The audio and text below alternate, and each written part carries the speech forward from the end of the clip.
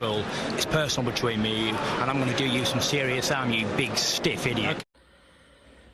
The untouchable True School Sports Empire proudly presents something the boxing game's been missing. Hey, what's going on? It's your boy BT, and I came here to talk some boxing with the thousands of True School Sports subscribers. Now, Tyson Fury delivered a highlight reel knockout.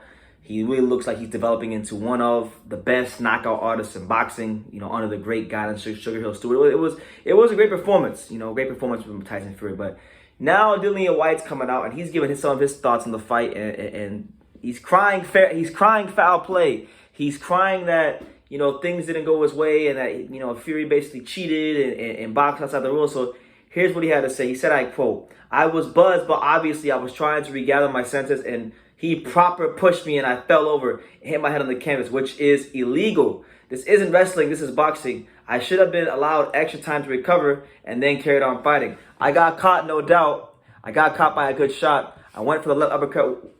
He went for the right uppercut. He's a bit taller than me, so obviously he landed at his range. I was hurt. I was trying to get my sense together, and he full-on two-handed pushed me. It wasn't like a one-arm thing.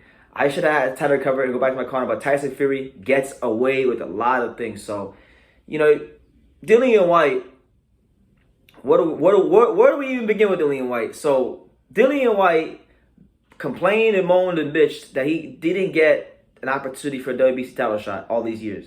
He finally gets his title shot on the biggest of stages, and he didn't do what he needed to do. Like, Whyte came out in the first round and tried to box southpaw to show Tyson Fury a different look. That was really stupid on his part. I think he should have used that round to really get his own game plan, his own strengths established early on. He wasted a round, in my opinion, in that round. Then, he had some success. I give Dillian Whyte credit. He had some success going to the body, but it was just too few and far between. Fury was hitting him with jabs, breaking his rhythm with feints, check hooks all night before the sixth round. And then he wasn't smart enough to realize that Fury was walking him into the uppercut.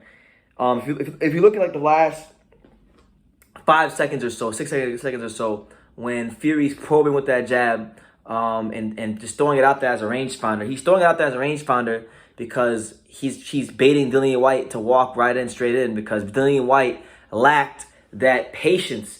He did some things very positive in this fight with the body shots and things like that, and using his jab to close the distance. I give him credit for that. But he lacked the patience, the poise, and the discipline to take Tyson Fury past the first half of the fight. And because of that, Tyson Fury's quality was shown, and his lack of quality was exposed.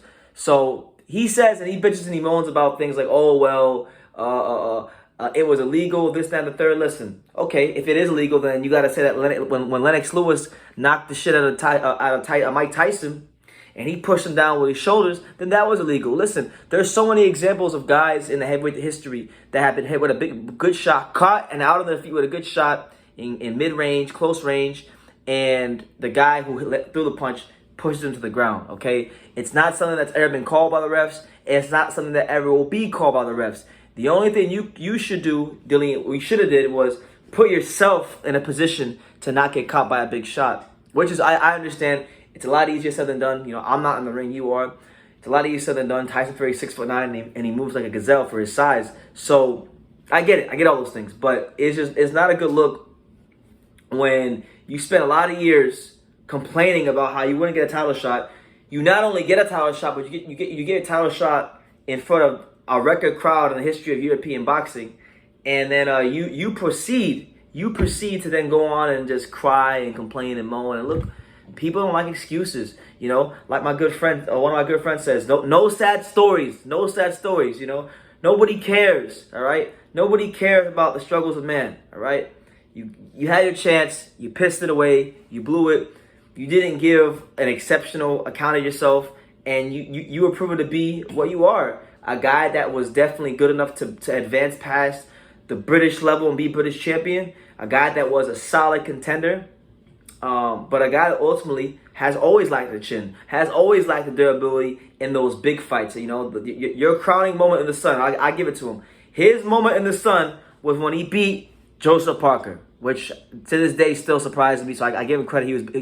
Dillian Whyte is better than I thought. But more times than not, when he stepped up to, whether it's been to Joshua when they were both at British level, whether it was against the All Povetkin in the first fight, or whether it was like even this fight. And you know what? Even in the Joseph Parker fight, you almost got exposed and found out in that fight. Joseph Parker just caught a little bit of that Adrian Broner syndrome and didn't want to let his hands go. But when he finally let his hands go in that 12th round, he hurt you and damn near got you out of there. So my thing is this: I respect Dillian Whyte. He's a top flight heavyweight as far as the contenders go.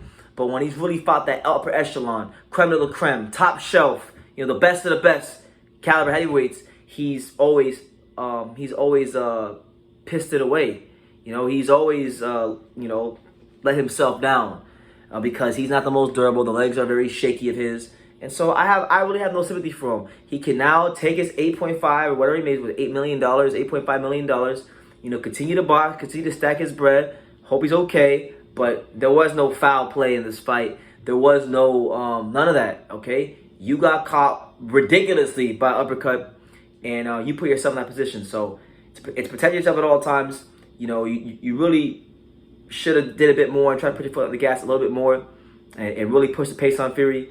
You didn't do that because you weren't in good enough shape to do it, and that's just what it is. So he's got to live with that. You know, God bless him. Thank you for all the fights, and hopefully have a fruitful boxing career. But Tyson Fury knocked you the fuck out. Deal with it. So let me know what you guys think in the comments down below. And what do you think about Dillian Whyte crying fair play? Do you agree with him? Do you disagree with him? Let me know all that in the comments down below. Make sure you guys take the time to subscribe. And like I say in every single one of these videos, you can love me or you can hate me, but I'm just a kid from Daniel. So until next time, take care, guys. Thank you for watching another video on True School Sports, the home of boxing. If you made it this far, do me a favor and do yourself a damn favor. Hit that subscribe button and surely you will not be disappointed.